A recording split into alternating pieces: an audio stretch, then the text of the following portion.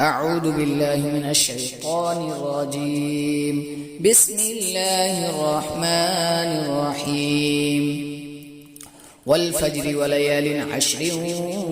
والشفع والوتر والليل إذا يسر هل في ذلك قسم لذي حجر ألم تر كيف فعل ربك بعاد إرم ذات العماد التي لم يخلق مثلها في البلاد وثمود الذين جابوا الصخر بالواد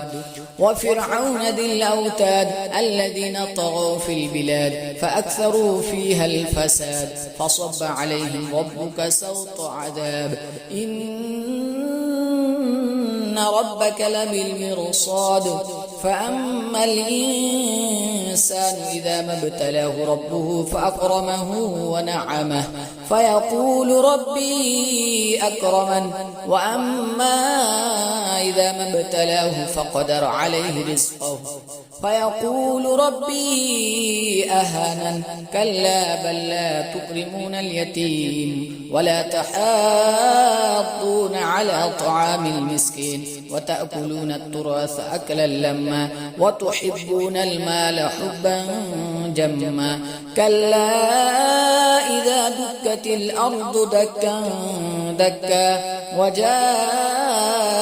ربك والملك صفا صفا وجيء يومئذ